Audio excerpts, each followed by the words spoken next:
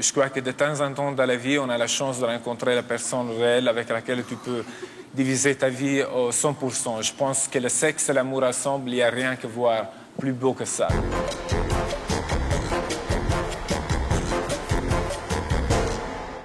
Est-ce que tu as fait bon voyage? Molto, molto buono, très bon. Ah, parle italien, ça va me séduire complètement, ça. Est-ce que tu aurais préféré vivre dans une autre époque que celle dans laquelle tu vis maintenant? Peut-être 100 ans, 12 ans, un temps avant, avec les femmes complètement couvertes. Ah. J'aimais beaucoup découvrir. Voilà. Maintenant, je les vois un peu plus. C'est une réponse. Voilà. Alors, ton nom, c'est Rocco Siffredi. Oui. Est-ce que tu as des surnoms? Surnom, non, pas du tout. Le fraiseur. Quoi? Le fraiseur, non. Le fraiseur, c'est quoi le fraiseur? Excusez-moi en français. Non, mais c'est Bafi. Bon. Quel âge tu as? Moi, je viens de faire 30 ans. Quelle est ta taille? Tu mesures combien? 25 cm. Non, je rigole. Je mesure 1m87. Tu pèses combien? 90 kilos. Tu as des signes particuliers? Signe particulier? Bon, à part... Homosexuel. Parfois, ça dépend. Avec beaucoup de femmes, parfois, ça me plaît me déguiser en femme et me faire découvrir. Ouais. J'ai des fantasmes comme ça. Ton enfance, ça s'est passé comment? Terrible, dans le sens que jusqu'à l'âge de 7-8 ans, j'avais une enfance très normale, dans le sens que j'avais beaucoup d'amis, je faisais toutes les choses qu'ils font les enfants. Et après, tout d'un coup, c'est rentré une chaleur dans moi, et ça c'est la vérité. Je ne dis pas ça devant tout le monde pour être différent, dans le sens qu'à l'âge de 7-8 ans, depuis que j'ai commencé à sentir les premières sensations au niveau de sexualité, si vous voulez, j'ai commencé à avoir un décrochement de tout ça, que c'était la vie d'un enfant normal. Ouais. Et donc, j'ai commencé mon activité de masturbation très fort. Tu crois que c'est une présence diabolique? Non, je ne crois pas. Je crois que c'est une question physique, métabolisme, si vous voulez, envie d'autres choses. Mais c'est vrai que j'ai toujours eu un problème par rapport à ça. Par exemple, je me promenais, je connaissais des filles, je connaissais des gens dans la plage. Déjà, je les regardais, je lui donnais la main et automatiquement, j'avais une érection. Ça me dérangeait beaucoup. J'étais très... À 7 ans? Non, à l'âge déjà de 8-9 ans, j'avais ces problèmes-là. J'étais très timide par rapport à tout ça. Mais ça m'a même dérangé un peu dans les études, parce que même... Oui, justement, l'école, ça se passait comment? Alors, ça ne devait pas être simple. Oui, je me suis diplômé technique électronique. De la même façon, je faisais une double situation, dans le sens que j'étudiais par rapport à ma famille. Je viens d'une famille très, très droite. Très, ils aimaient beaucoup. Même ma mère, elle voulait que je devienne un prêtre. Oui, alors, imaginez l'opposite. Et pas défroqué aussi. À 16 ans, tu t'es engagé dans la marine marchande. Qu'est-ce qui t'a pris?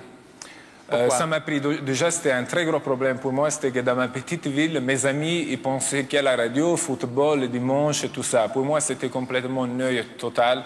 J'y vivais en fait une double vie, dans le sens que j'étais très malheureux avec ma vie parce que j'avais besoin d'autre chose. Une des choses que j'avais besoin, c'était le sexe. Et si vous vivez dans un petit village, vous vous rendez compte qu'une fois que tu touches une nana à deux, tu es un porc, personne ne veut plus te voir, donc j'ai eu plein de problèmes, je dois dégager de mon petit village. Et puis ensuite, tu es arrivé à Paris où tu avais un frère qui avait un restaurant. Ouais. Et là, tu as commencé effectivement à découvrir la vraie vie. Tu avais quel âge? 17 ans, 18 ans? J'avais 17 ans. Ouais. Et là, tu as découvert qu'il y avait des gens, enfin, tu as acheté des magazines, disons, pornographiques, et tu as découvert qu'il y avait des gens qui étaient payés pour faire l'amour avec des très jolies femmes. Mais en fait, et pour toi, ça a été une révolution dans ta vie, ça. Un jour, dans un restaurant, j'ai rencontré une belle femme qui me dit « Oh, vous êtes joli garçon, tout ça, pourquoi vous ne faites pas de la mode ?» Et en fait, on est sortis ensemble, elle m'a amené en faisant ça très court dans une boîte d'échangistes.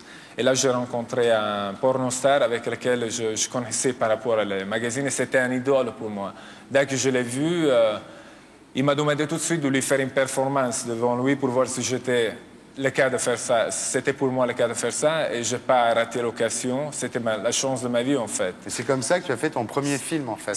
Les jours après, j'ai commencé. Ouais. Donc tu as commencé à travailler en... Oui, j'ai abandonné la restauration parce que j'étais servant dans le restaurant de mon frère. J'ai abandonné la restauration avec, si vous voulez, pas mal de problèmes par rapport à la famille. Parce que vous savez, en Italie, c'est très dur, dans le sens que J'ai été le premier pornostar italien qui a décidé de faire ça. Donc j'ai dû lutter beaucoup par rapport à l'Italie, par rapport à, vous savez, un petit village. Ils ont fait des bus pour aller voir mon premier film. Toute la ville, c'était la folie. Donc vous pouvez imaginer par rapport à mes parents les problèmes que j'ai eus. Mais quand même, j'ai résisté parce que j'ai eu quand même une mère, ma mère et mon père très forts. Ils ont bien réagi, tes parents, parce que ton père t'a dit... tant que tu n'es pas pédé et que tu touches pas à la drogue, tu seras toujours mon fils. C'est gentil quand même. Donc, je dois dire merci à eux. Ouais. Ça, c'est Ils sont très fiers parce que tu as bien fait ton trou dans ce milieu quand même. Ouais, parce que... Voilà. Parce qu'en fait, il y aurait une personne avec laquelle je n'aurais pas voulu lui donner un très gros dispiacere, comme on dit. Un déplaisir. Déplaisir, ça, ce serait ma mère. Si ma mère il m'aurait dit ça me fait mal, j'aurais abandonné. Mais que pour elle. Donc, elle m'a donné l'envie de faire tout ça, elle m'a rendu Tu as un bon fils, felice. Rocco, c'est bien. Grâce. C'est vrai. Et tes petites amies, elles réagissaient comment quand elles découvraient que tu étais une vedette du porno? Ouais, les mecs me disaient, mais comment tu vas faire te marier une journée avec ça que tu fais? Et les filles me disaient, tu fais bien. Donc ça m'a rendu encore plus plaisir. Ouais. Parce qu'en fait... Donc tes petites amies, elles ont toujours été d'accord, en fait. Ouais, très d'accord. Ouais, très d'accord. Elles trouvaient ça très drôle, très sympa. Ouais. Alors, il y a un truc qui est très rigolo, c'est que beaucoup de stars du porno, du hard, disent toujours, nous, on a une vie privée et une vie professionnelle. Et finalement, on peut très bien toute la journée faire l'amour sur des plateaux de cinéma, mais quand on est avec notre Jules, avec notre fiancé, à la maison le soir, on est très fidèle. Et toi, pas du tout, parce qu'une fois, tu es tombé réellement amoureux d'une fille qui s'appelait Tina. Ouais.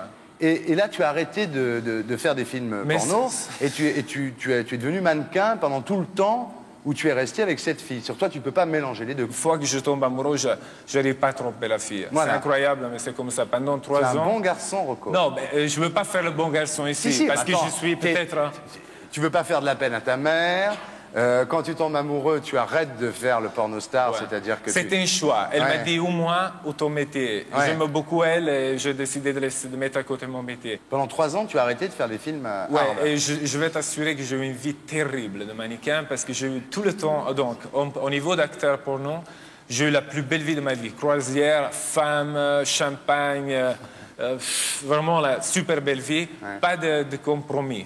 Et que dans la vie de mannequin, c'était du matin au soir, compromis. Du matin au soir, si tu veux travailler, il faut que tu fasses ci, ça, là, coucher avec des hommes. Absolument, j'ai rien de tout contre tous les types styles d'amour. Pour moi, la sexualité, c'est tellement grand que chacun il doit jouir comme il veut. C'est très important. Mais pour moi, c'était très dur d'accepter ces compromis. Donc, j'étais un mannequin qui ne travaillait pas beaucoup. Mais j'aimais beaucoup elle, donc je m'amenais tout ça derrière. J'ai même vécu des mois avec des spaghettis sans viande parce que je n'avais pas de sous. Mais des spaghettis sans viande? Dans le sens, un plat de spaghettis sans avoir un steak, un truc comme ça, parce que quand même, j'ai été dur. À la fin, ça n'a pas marché avec ma copine. Mais elle avait quoi de plus que les autres, cette Tina? Parce que tu as vu beaucoup de femmes sur les plateaux quand tu faisais les films. Pourquoi, d'un seul coup, celle-là, elle t'a fait arrêter pendant 3 ans ton métier? Qu'est-ce qu'elle avait?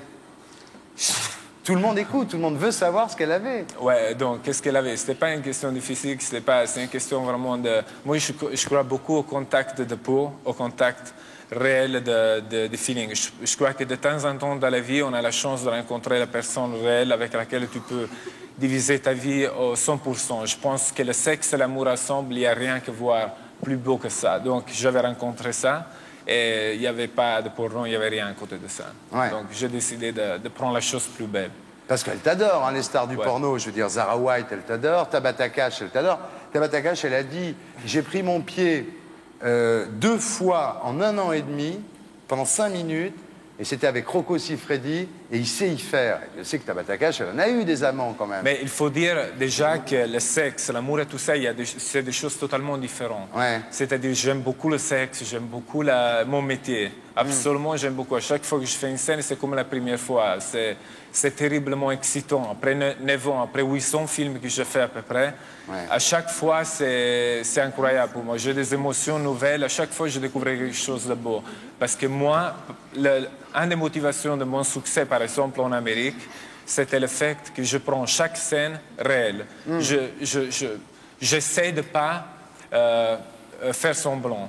On fait semblant à chaque fois qu'on a des problèmes au niveau... La fille, elle est là pour autre raison de la tienne. J'aime beaucoup travailler avec des filles qui sont là pour la même raison que la mienne. C'est-à-dire s'amuser, faire ça avec beaucoup de professionnalité, mais en même temps, pas oublier de faire ça avec beaucoup de naturalité. C'est pour ça que ça marche.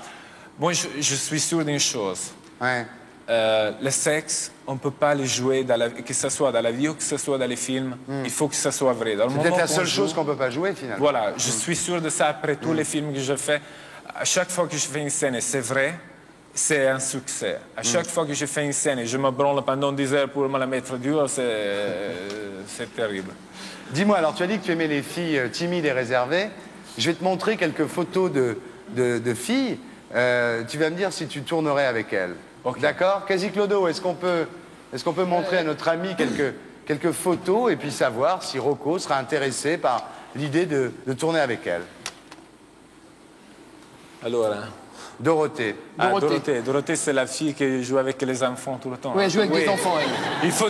Joue avec des enfants, avec des musclés aussi. Est-ce que tu avec des musclés. tournerais avec elle? Tu sais, c'est le style de femme avec lequel j'aimerais tourner mon prochain film. Ah bon, on va lui en parler. Je veux faire un film qui s'appelle Italian Gigolo. C'est un remake d'American Gigolo.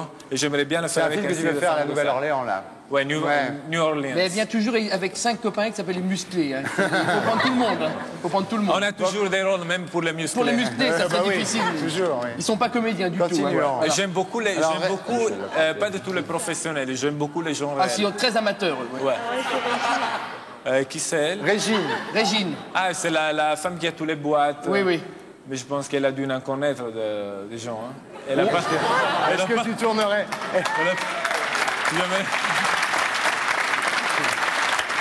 Mais soi-disant, c'est jamais trop tard, tout ça, ça dépend d'elle. Ah, Claire Chazal. Est-ce que tu feras un film avec elle? Elle a l'air très sérieuse, c'est quoi? Elle est sérieuse. Très, très sérieuse. J'aimerais bien la voir déguisée en sadomaso. Ah oui. Et c'est le style de femme qui te donne le plus, parce que le plus sérieux, c'est le pire. Je te Ouais. dis. Amanda Lear. Bon, ça, je te jure. C'est un truc que depuis que je suis enfant, j'ai dit un jour, j'espère que je l'ai dans mes mains parce que je veux vraiment découvrir si c'est une femme ou un homme. Voilà. Love Amour. Love Amour, Ouais. ben, je te jure.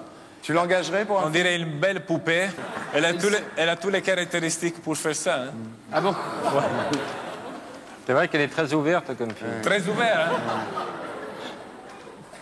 Oh, questo è il mio sogno. A Gianni, c'est mon rêve. Donc elle est engagée, c'est sûr, il n'y a pas de... Ah, 2000%, guarda. 2000%, c'est très bien. 2000%, très très bien.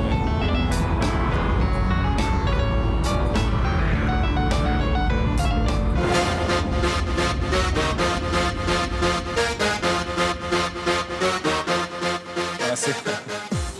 Marguerite de Valois, Bonjour. dite la reine Margot, fille de Catherine de Médicis, épouse d'Henri IV.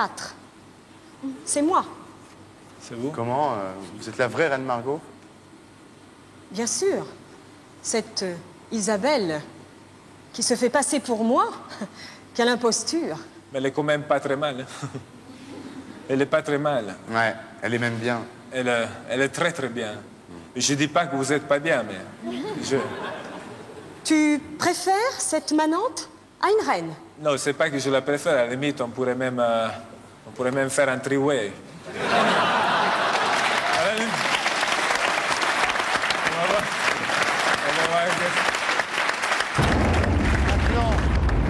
Alors maintenant, la question que tout le monde attend, que tous les garçons, que toutes les filles attendent, quel est le secret de ta forme? Je pense qu'il faut un équilibre mental, psychologique très fort. Ouais. Si tu as des problèmes, si tu vas sur un set et tu as 1000 problèmes par derrière, bien sûr, tu n'es pas présente. Tu es ailleurs. Il faut être là, présente, et il faut vraiment se donner avec ça que tu fais, avec beaucoup de plaisir. Et donc, ça devient très, très, très, très, Très bien. très relaxant. Très bien. Ben maintenant, on le sait. Merci beaucoup. Grazie mille. Et pour être sûr de ne rien rater de Inarditube, abonnez-vous et mettez un pouce bleu.